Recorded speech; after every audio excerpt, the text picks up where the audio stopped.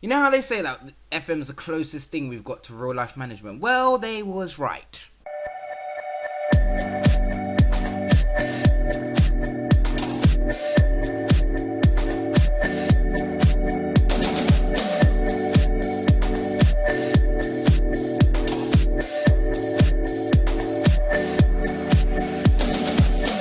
So yeah, look, the dip in confidence, I can't even explain it. I can't. Yeah, just can't. 1-0 against Hanover is the first drop of, then just an unconvincing performance against Zenit. Hulk completely did what he was meant to do, smash us. And then we drew with 10th on the table, Hoffenheim, 2-2. Eduardo Vargas is these, like, when I say these, I mean like just scraping the D's. And Kevin Holland's just a machine on this game anyway. Then we've got Leverkusen now at home, which I think is only going to be the only live com of this game. I know I said I was going to do both, but I just want to do one live com, which is the DFB Pokal, where we could actually focus on the cup itself, and then the league I'll do out of my own hands and stuff like that. But yeah, and then we've got them in a televised game at their stadium away at the Bay Arena. So yeah, this month's been a bit on and off really. So where does that leave us? So we are now still in second, but the gap between second and third could obviously get really tight. That's what she said. If Leverkusen do beat us in the last game of 2015, Bayern Munich are just basically just gone. And I've come up with the philosophy to beat Bayern Munich. The philosophy is you basically have to win every single game of the season without fail. If you don't do so, then the other way to do it is to beat Bayern Munich in the first game you play them in, and then the gap stays quite close. However, until you can go undefeated for a whole season, it's just not gonna happen. And I was able to do that with Leverkusen. I didn't go the whole season undefeated, but I did go quite a while undefeated. I think it was the whole first half of the season. I can't even remember. I think we just went undefeated, and we maintained the gap between ourselves and Bayern Munich. But yeah, that's the kind of philosophy I've kind of come up with, to be fair, because otherwise they're just gone. Schalke did sack their manager. Gladbach, I think, sacked their manager as well. No other changes in the manager positions. Dortmund is still there. I think Tuchel, sorry, is still there. And yeah, Hertha now, between 4th, 5th and 6th, it's just changed quite a bit, ain't it? We've got Köln there, now we've got Stuttgart, and we've got Hertha. Hertha's moved up to 5th, Stuttgart is in the Champions League position now, Köln is 6th, Werder Bremen's moved up to 7th, Mainz are 8th, Dortmund's dropped down to 9th, Schalke's are 15th, and Gladbach is 16th, looking to get relegated so far this season, not in the best of form. So yeah.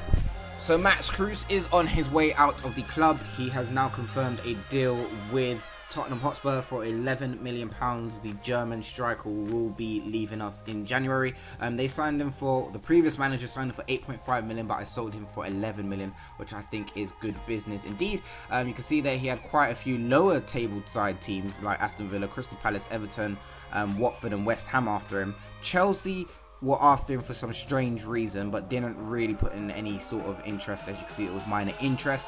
Tottenham were the first club to put in an offer, and it was a good offer indeed, so I accepted it, and he is now gone. He's valued at 13.5 million, but with his form, I didn't think we would get near enough that. He's only scored 2 goals and had 2 assists in 10 appearances. So he's not. I just didn't rate him. I just don't rate him. I'm sorry, but I don't. I know there's some Wolfsburg fans that are excited that he joined the season in real life. However, on this game and in real life, I don't rate Kruse. I don't. Sorry. Oh, here's the game plan for this game. So we've got Kruse up front. You're probably wondering, why on earth are you doing that when Barbosa's on the bench? Well, it's just because. Literally, no.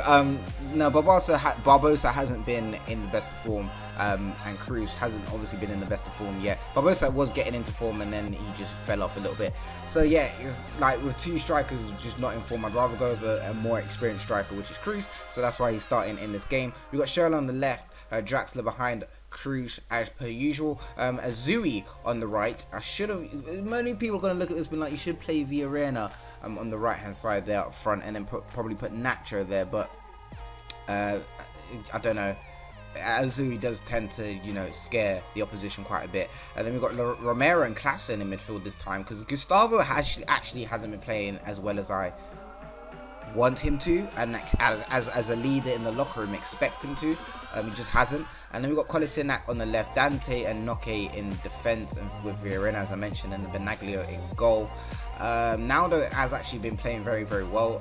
So yeah, you're probably wondering why you're playing him well. I've got to rest him for the league game. I want to. I'm going to play him. And then we've got Bastos, who is our other striker on the bench there, who just hasn't played all season really.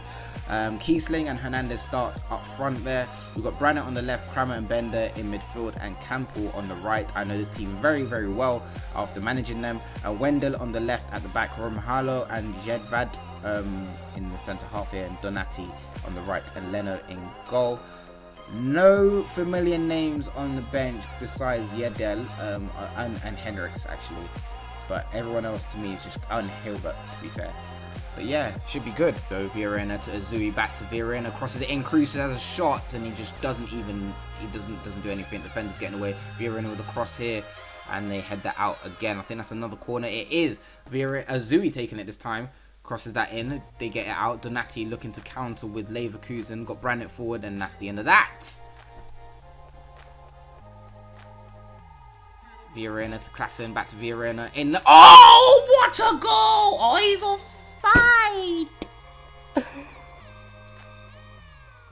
Bender. Oh, Noke gets the ball here. Draxler.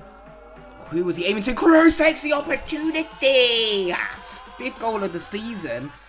The man who is leaving in under 2 weeks gets a goal to put us through probably to the next stage in the DFB Pokal.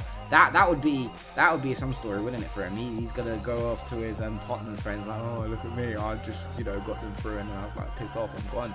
Nah, you just play crap the whole season there. So Naglia down one to Azui. Azui picks that all nicely. He's going to pass back to Verena. No, crosses that into KRUSE. KRUSE, what a goal! This guy, why are you doing this to me? Why are you doing this to me? Why are you doing this to me? Ah, oh, KRUSE, why? Why? Wendell to Campbell. Chicharito, Brandt to Bender, Bender, and Benaglio with the save. Easy save, chilled, calm, collected. Down wide to Schürrle, no one was marking him. He cuts inside, got too much space, he takes a shot. He's very stingy on the ball sometimes when he could easily just feed it through. Got to work on that. I think that's the end, guys. Yes, it is. At the Volkswagen Arena, we pick up a 2-0 win against Leverkusen, and that has got to give us some sort of confidence against them going into the league game. And I'm hoping, you know, with they also got Kiesling, who got injury as well. You can see there he got injured in the 10th minute, so he's not going to be available for that game. And they didn't put in a very confident performance. It was very even in terms of shots. You know, they had the same, we had near enough the same amount of shots on target. They obviously bossed us in possession. That's something I need to work on with this tactic. But the 2-0 win was the final result, and Max KRUSE gets an 8.8 match rating, and he's leaving. And I don't get it. I just don't get it. Like, I'm actually going to play the next game, because if he stays in form, I'm going to keep him. But if he doesn't, then I guess I'll leave the deal to go ahead. When you realise that you actually can't cancel the deal and it's already happened. Flip's sake. I forgot to mention that I signed Daniele Baselli, who is not even transfer listed. He's just very unhappy at Torino FC. So I decided to put in an offer for the young Italian midfielder, who I believe has got a lot of potential, and he accepted, and he's going to be joining us at the start of the season. You can see there he's only played 3 times, so he's quite unhappy there, but he already knows he's going to be used as a rotation sort of player, so it's all good in the hood. I am going to be training him to be probably a box-to-box midfielder.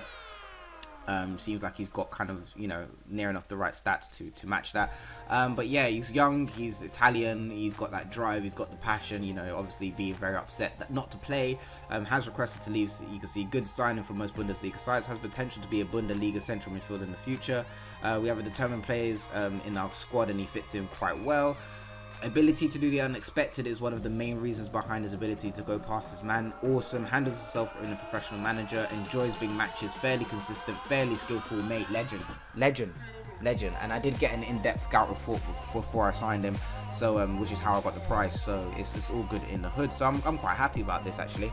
Oh, can we escape? Oh, Bayern Munich got knocked out.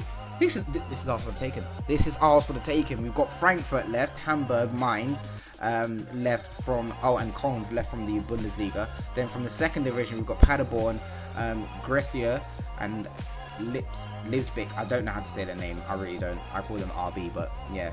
So let's go ahead. Let's draw a team. So we've got Köln versus Mainz.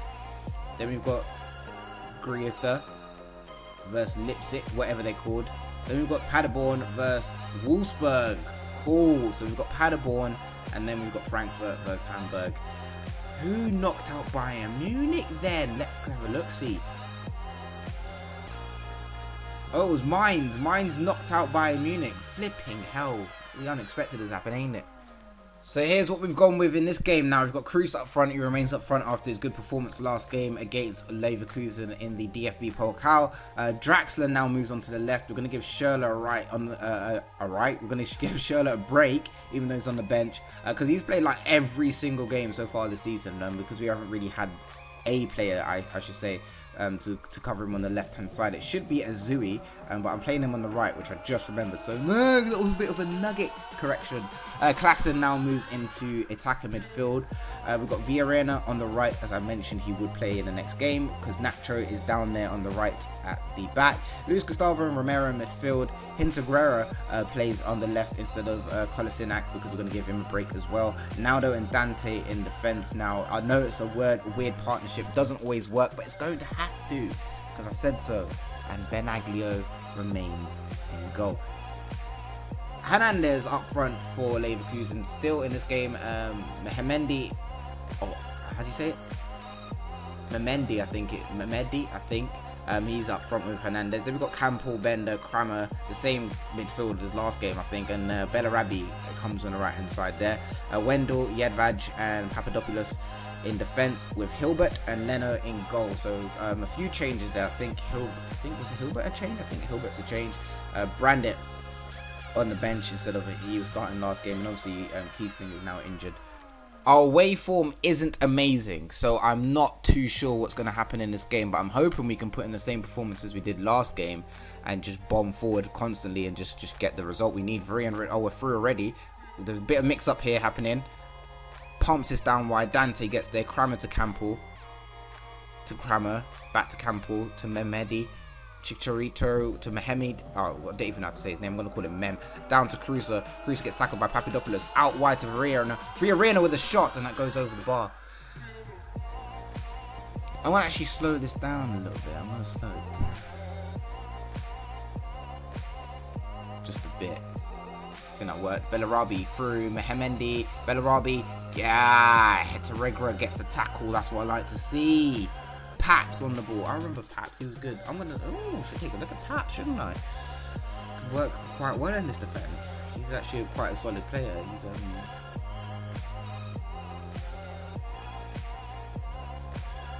Dante out wide to Herrera. KRUSE could have finished that. He hits the post, but he had a chance to finish that. Someone's blowing up my Twitter. Ooh, famous. Not really. Very unprofessional. I should keep my phone off, shouldn't I? Bellarabi, Chicharito, back to Kramer. Kramer holding the play up, looking for a pass. He finds Campbell. Doing quite well possession here. Leverkusen are. We need to get a tackle in soon. That's a goal. That is a very, very good goal. I have to give it to them there. That was a very slow-paced, find the moment sort of goal. We couldn't deal with that. That was a nice pass there from Chicharito over to Mehdi, whatever his name is. I'm 1-0 down. I told you our way of form isn't amazing for some reason. I probably need to, I don't know. I'm going to work over the tactic during pre-season. KRUSE! And see what happens, but we'll see. Kramer to Bellarabi. Oh, Mehdi is gone and he scores. It's the defense. It's Naldo and Dante. They just don't work well together. They really don't. You've seen it for yourself. We played last game. We played Noke and Dante. It was perfectly fine. We played Dante and Naldo, and the whole defense snaps in half. It's ridiculous. I don't get it. and our confidence just dips every time they score. Our confidence just dips. Klassen's got no one to pass to. Villarreal's there, down wide. So we're just, what are you doing? Jedvaj, Paps, to Kramer, to Campbell. Kramer to Campbell. This is going to be a goal. 3-0 in the first half. I don't get it, guys. I really don't. I don't get how this happens in games, like, and stuff like this. Like, it's just weird. It really is weird. We bullied them in their last game, and then we go away, and it's just... Oh, I'm going to change instructions. Exploit the flank, exploit the fence.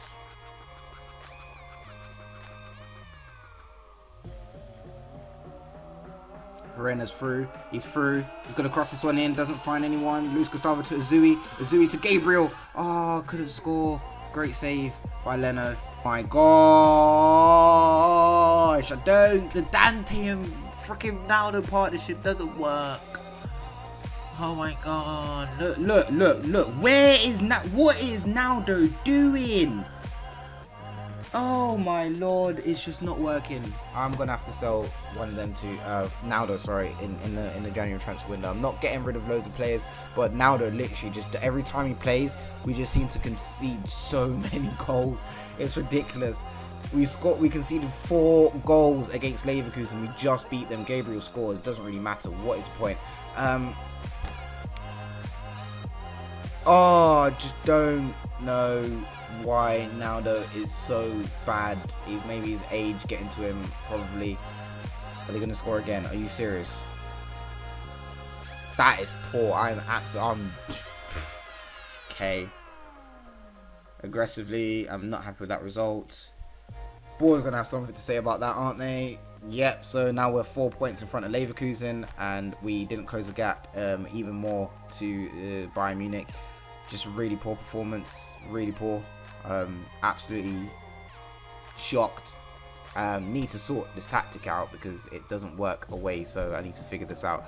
Hopefully you join me for the next episode, and I'll see you next time if you're here in the next episode. Yeah, peace. Just run away with my time.